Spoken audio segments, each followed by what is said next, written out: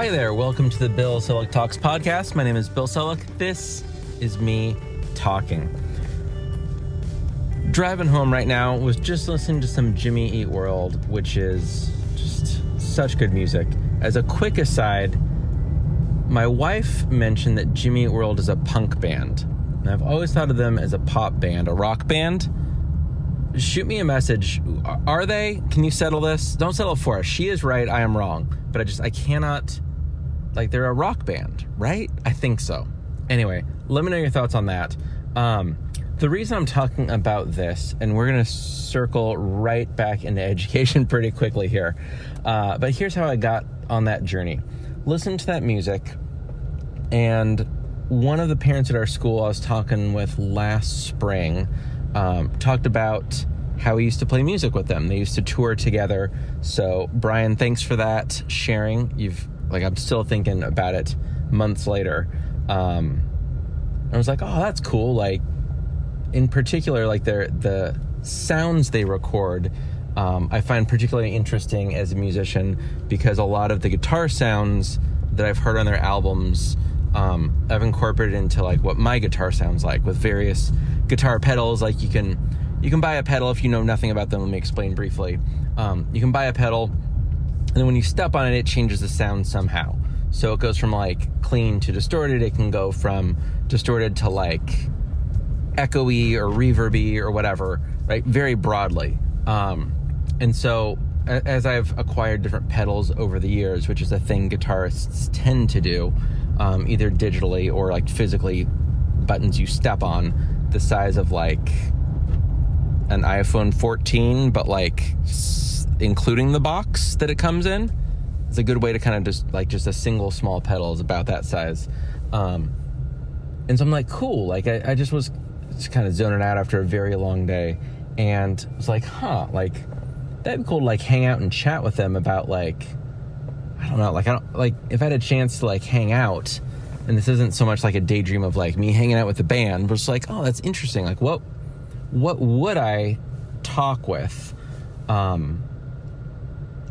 And it was do we talk about gear? I don't know, what pedals do you use? That feels not fun. How is it recording? Did you enjoy being on Saturday Night Live? These are all not particularly interesting questions for me. And the thing that actually I thought about was what actually, why am I thinking about this? Why is my brain stuck on this? And it was really what, for a deeply creative band that can put out high quality music, whether or not you love them or not, the answer is yes, they are great and continue to be so. So sorry if you're wrong about that. But what, to try and tap into their creativity a little bit and what they love about their creative process, what they wish they could do more of. And here's the loop into education. Ready?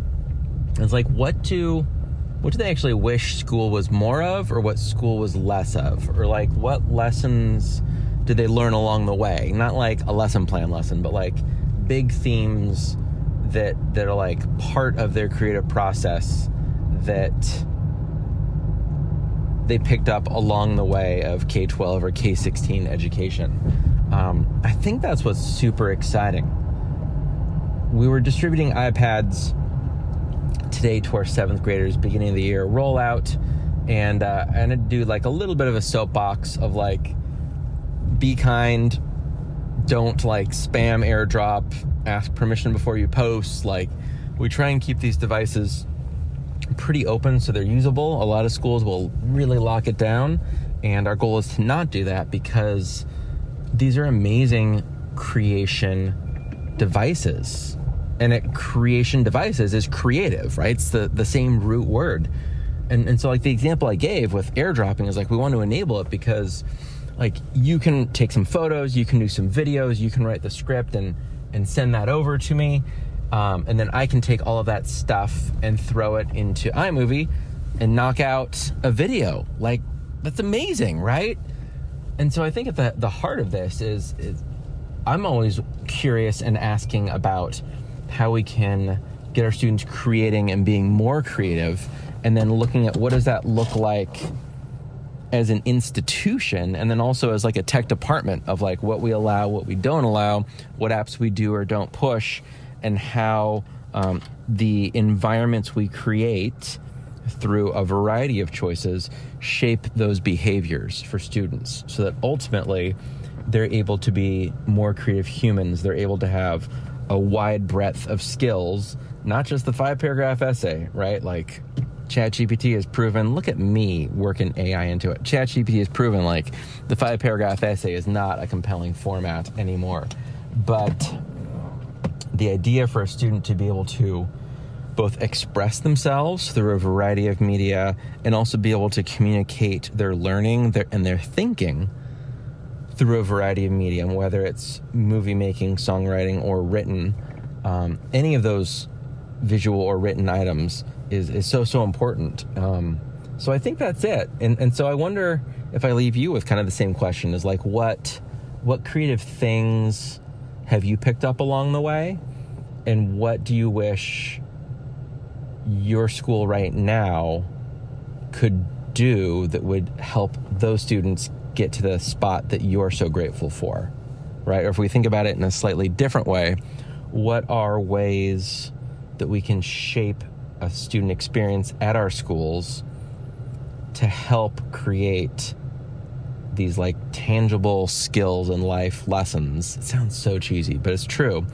So that the thing you're deeply grateful for that has led you to be the creative individual you are is an opportunity for each of our students to do the same thing. So anyway, that is my thought for today. Quick podcast episode this week about creativity, musings around Jimmy Eat World, and what our schools need more of. Thanks for listening. Settle the debate, by the way. Are they a rock band? It's not clickbait. I genuinely want to know this. I think they're just a rock band. So anyway, my name still is. My name is Bill Selak, and this has been me talking.